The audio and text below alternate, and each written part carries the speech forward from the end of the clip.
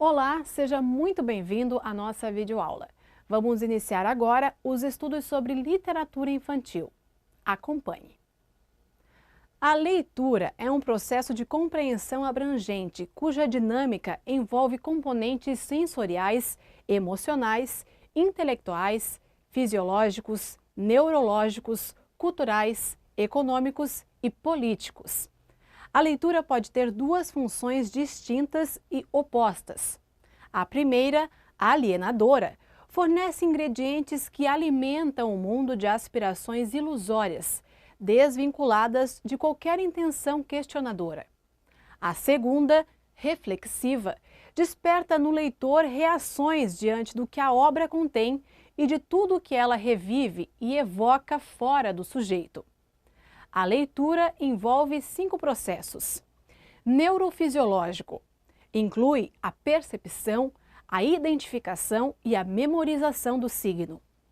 Cognitivo está ligado diretamente ao modo como o leitor compreende o que lê. Afetivo corresponde às emoções provocadas no leitor. Argumentativo diz respeito ao posicionamento do autor perante o mundo e os seres. Simbólico ocorre quando a leitura age nos modelos do imaginário simbólico e interage com a cultura e os modos de agir de uma sociedade em uma dada época. Existem estágios na literatura infantil e adolescente que auxiliam o professor a selecionar estratégias adequadas para cada fase. Vejamos cada um deles. Pré-leitor. Não iniciou no alfabeto escrito, interpreta apenas textos visuais. Leitor iniciante. Começou sua alfabetização, reconhece letras, algumas palavras e é capaz de acompanhar a leitura do adulto. Leitor em processo. Já alfabetizado, vai ganhando autonomia e percebe diferenças entre gêneros textuais. Leitor fluente ou maduro, aquele que lê e interpreta com autonomia a diversidade de textos que circulam na sociedade. Leitor crítico, aquele que é capaz de estabelecer relações intertextuais conscientes, de avaliar e de se posicionar diante dos textos que lê. Agora entenderemos a diferença entre alfabetização e letramento e como esses dois processos se complementam. O termo alfabetização significa, em sua terminologia, levar à aquisição do alfabeto. O letramento, por sua vez, favorece a adoção da leitura e da escrita para atingir diferentes objetivos, como informar, interagir com os outros, imergir no imaginário, ampliar conhecimentos, seduzir ou induzir, divertir, orientar, apoiar a memória, interpretar e produzir diferentes tipos e gêneros de texto. Lembremos-nos de que a alfabetização e o letramento são processos que se complementam e resultam na interação de aspectos linguísticos, sociais e cognitivos. A literatura infantil possui um vasto material que contribui para o processo de letramento do jovem leitor, desde que se crie uma atmosfera favorável para o contato com essa arte, que seja desvinculada de atividades avaliativas e rotineiras. Agora vamos propor uma reflexão. Como a tecnologia é utilizada no estímulo à leitura? Com os avanços tecnológicos e a internet cada vez mais acessível, tivemos uma evidente ampliação da leitura.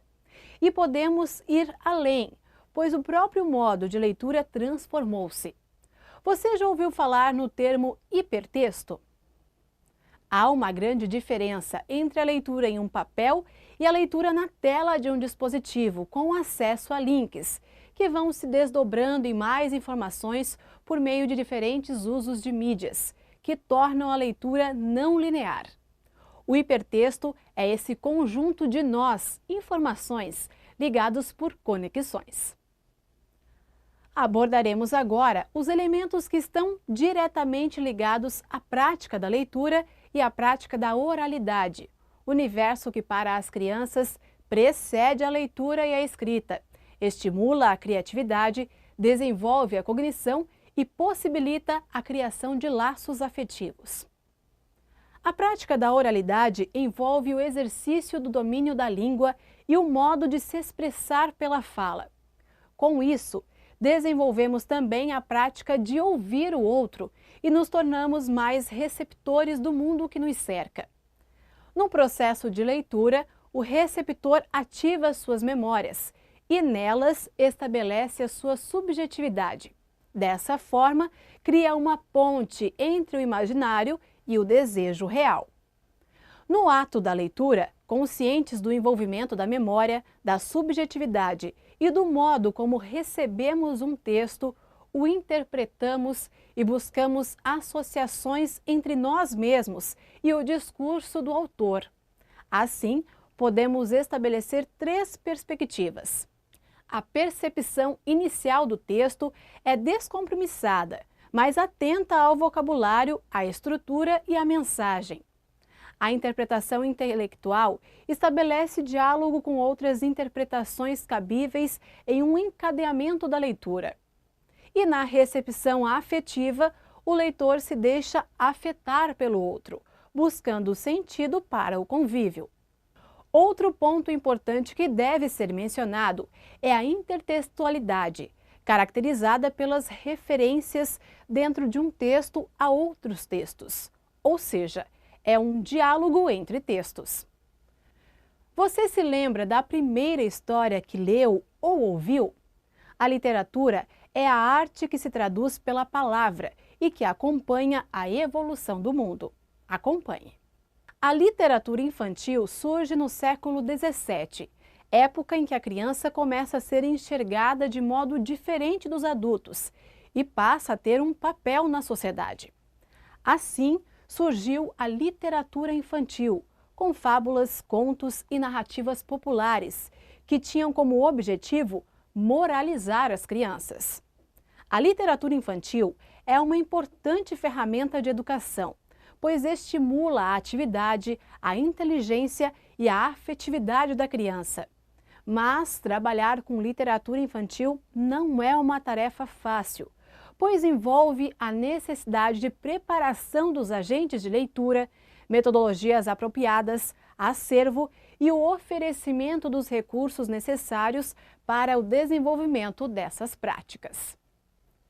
Vamos agora estudar a história da literatura infantil e entender como ela se modificou no tempo.